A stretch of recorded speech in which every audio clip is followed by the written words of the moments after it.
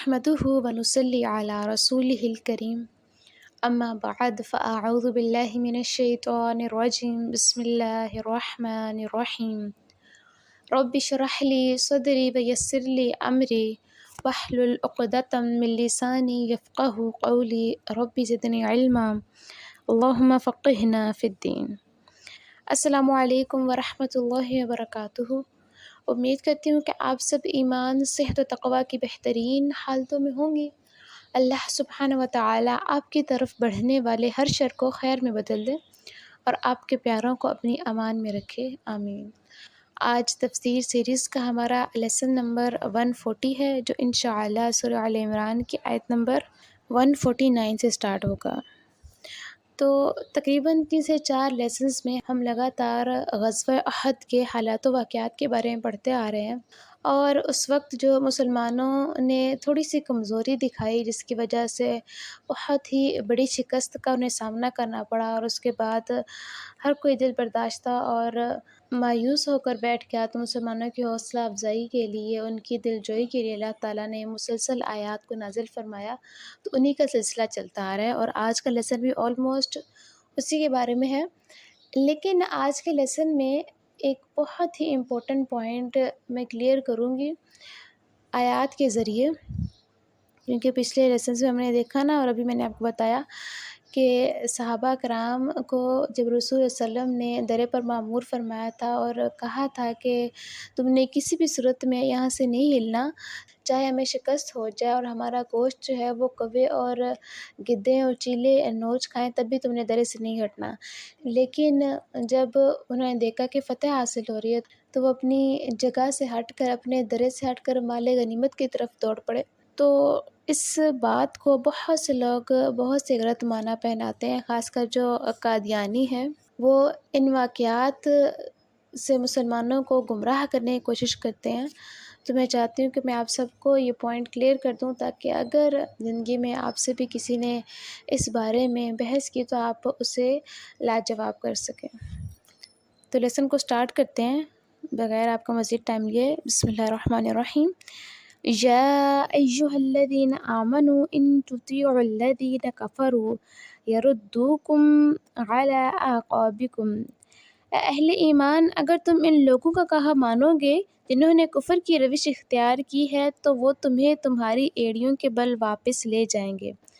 یعنی وہ لوگ جو کافر ہیں، اگر تم ان کی پیروی کرو گے، ان کی باتوں کو مانو گے، تو وہ تمہیں بھی واپس کفر کی طرف ہی لے جائیں گے۔ وہ خود ہلاک ہوں گے اور تمہیں بھی دوبارہ ہلاکت کی طرف لے جائیں گے۔ فَتَنْقَلِبُوا خَاسِرِينَ، پھر تم بالکل نامراد ہو کر رہ جاؤ گے۔ بَلِ اللَّهُ مَوْلَاكُمْ، بلکہ حقیقت تو یہ ہے کہ تمہارا مولا اللہ تعالیٰ ہے۔ تمہیں یہ حقیقت اچھی طریقے سے سمجھ لینی چاہیے کہ تمہارا مولا، تمہارا مددگار، پشت پناہ، ساتھی اور حمایتی اللہ تعالیٰ ہے۔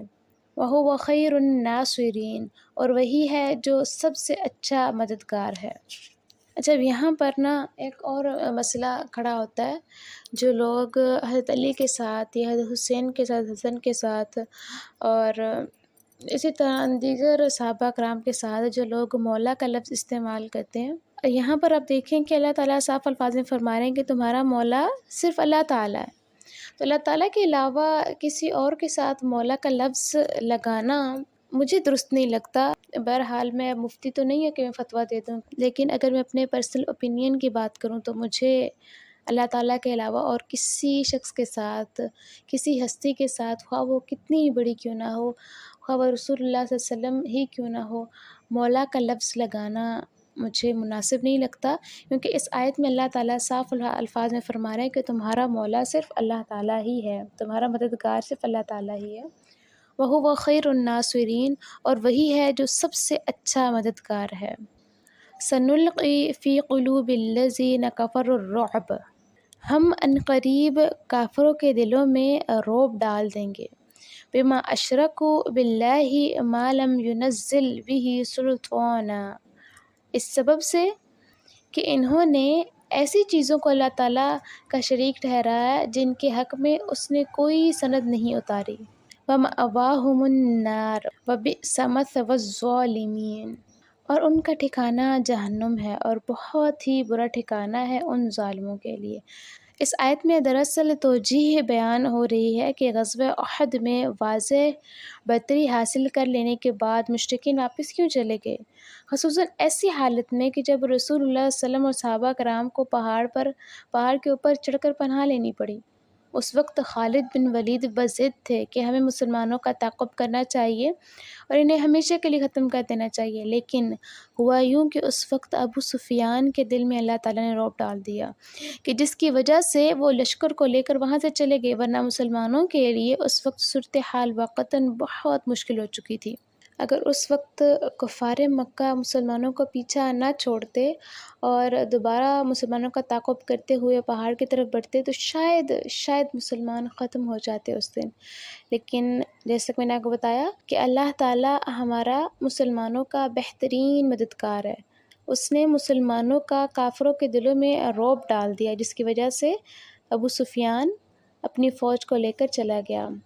وَلَقَدْ صَدَقَكُمُ اللَّهُ وَعْدَهُ إِذْ تَحُسُّونَهُم بِإِذْنِهِ، اور اللہ نے جو تم سے تائید و نصرت کا وعدہ کیا تھا اور پورا کر دیا، تیغ کر رہے تھے اللہ کے حکم سے۔ غزوہ احد میں مسلمانوں کو جو زخم پہنچی تھی، اس کی وجہ سے ان کے دل شدید زخمی تھے۔ اس ضمن میں اب یہ آیات ایک قول فضیل کے انداز میں آئی ہیں کہ دیکھو مسلمانوں، تم ہم سے کوئی شکایت نہیں کر سکتے، ہم نے تم سے تائید نصرت کا جو وعدہ کیا تھا اس وقت پورا کر دیا تھا، جب تم انہیں ہمارے حکم سے یعنی کہ اللہ تعالیٰ کے حکم سے لگاتار قتل کرتے جا رہے تھے، جب واصل جہنم کرتے جا رہے تھے، اور اللہ تعالیٰ نے اس وقت تمہیں فتح دے دی تھی۔ حتیٰ اذا فشلتم وتنازعتم فی الامر، یہاں تک کہ تم خود ڈھیلے پڑ گئے اور امر میں تم نے جھگڑا کیا۔ فشلتم کا ترجمہ بعض مترجمین نے کچھ اور بھی کیا ہے، لیکن ڈاکٹر اسرار احمد نے اس کا ترجمہ جو ہے وہ ڈھیلا پڑنا، سست پڑنا کیا ہے۔ اسلامی نظم جماعت میں سمع و اطاعت کو بنیادی اہمیت حاصل ہے، لیکن ظاہر ہے کہ سمع و اطاعت کے نظام میں صرف ایک امیر کی اطاعت ہی مقصود نہیں ہوتی، بلکہ اوپر سے لے کر نیچے تک، سپہ سالار سے لے کر لوکل کمانڈر تک درجہ بدرجہ نظام سمع و اطاعت کی پابندی ضروری ہوتی ہے۔ جیسے کہ فوج کا تو ایک ہی سپہ سالار ہوتا ہے نا بڑا، لیکن پھر اس کے ماتحت چھوٹے چھوٹے یونین اور چھوٹے چھوٹے کمانڈر جو ہیں وہ بنائے جاتے ہیں۔ اگر ان کمانڈروں کے ماتحت لوگ ان کے احکامات سے سرتابی کریں گے تو دراصل وہ تو ایسی فوج کا کیا انجام ہوگا؟ در حقیقت وہ لوکل کماندار کی نہیں بلکہ جو اصل کماندار ہوتا ہے وہ اس کی نافرمانی کر رہے ہوتے ہیں۔ جیسا کہ میں نے آپ کو لیسن کے سٹارٹ میں بتایا تھا کہ ایک بہت ہی بڑی مس انڈرسٹینڈنگ جو قادیانی اکثر صحابہ کرام کے بارے میں کریٹ کرتے ہیں، اس کو میں یہاں پر کلیئر کرتی ہوئی چلوں گی۔ تو ایک جماعت کے اندر درجہ بدرجہ جو بھی نظام سمع و اطاعت ہے، اس جماعت کے ارکان کے لیے اس کی پوری پابندی کرنا ضروری ہوتا ہے۔ اس لیے درے میں متعین تیر اندازوں پر رسول اللہ علیہ وسلم کی اطاعت کرنا بھی فرض تھی، اور آپ علیہ وسلم کے مقرر کردہ امیر کی اطاعت کرنا ہی فرض تھی۔ جیسا کہ حضرت ابو ہریرہ رضی اللہ تعالی عنہ روایت کرتے ہیں کہ رسول اللہ صلی اللہ علیہ وسلم نے فرمایا: من اطاعنی فقد اطاع اللہ ومن عصانی فقد عصى اللہ ومن اطاع امیری فقد اطاعنی ومن عصى امیری فقد عصانی۔ جس نے میری اطاعت کی اس نے اللہ تعالیٰ کی اطاعت کی، اور جس نے میری نافرمانی کی اس نے گویا اللہ تعالیٰ کی نافرمانی کی، اور جس نے میرے مقرر کردہ امیر کی اطاعت کی اس نے میری اطاعت کی، اور جس نے میرے نامزد کردہ امیر کی نافرمانی کی تو اس نے میری نافرمانی کی۔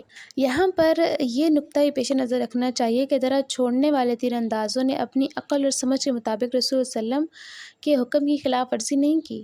ان کے خیال کے مطابق رسول اللہ علیہ وسلم کا یہ حکم شکست کی صورت میں تھا کہ اگر ہم سب اللہ تعالیٰ کی راہ میں شہید ہو جائیں، قتل کر دیے جائیں، اور تم دیکھو کہ چیلیں اور کبے ہمارا گوشت کھا رہے ہیں، تب بھی تم یہاں سے نہ ہٹنا۔ چنانچہ جب فتح ہو گئی تو انہوں نے نیک نیتی سے یہ سمجھا کہ اب وہاں ان کی ضرورت نہیں ہے، یعنی کہ درے میں ان کی ضرورت نہیں، کیونکہ اب فتح ہو چکی ہے، دشمن بھاگ رہا ہے۔ چنانچہ انہوں نے جانتے بوجھتے رسول صلی اللہ علیہ وسلم کی حکم کی خلاف ورزی تو نہیں کی تھی، لیکن یہ ضرور ہے کہ انہوں نے اپنے مقامی امیر یعنی کہ لوکل امیر کی خلاف ورزی ضرور کی تھی، کیونکہ وہ انہیں روک رہے تھے میدان میں جانے کے لیے۔ تو میرے نزدیک یہاں پر آج تم سے یہی حکم ہے کہ انہوں نے جو امیر تھی اس کی حکم عدولی کی۔ تو ابھی ویسے یہ آیت تھوڑی سی باقی ہے، لیکن میں یہیں پہ ختم کرتی چلوں، کیونکہ لیسن جو ہے وہ پہلے لمبا ہو چکا ہے اور میں مزید اس کو طول نہیں دینا چاہتی، کیونکہ پھر لوگ سنتے سنتے بور ہو جاتے ہیں۔ تو آج کے لیے بس اتنا ہی، کل انشاءاللہ ہم یہی سے کنٹینیو کریں گے۔ اللہ تعالیٰ پڑھنے پڑھانے اور سننے سنانے پر عمل کرنے کی توفیق عطا فرمائے۔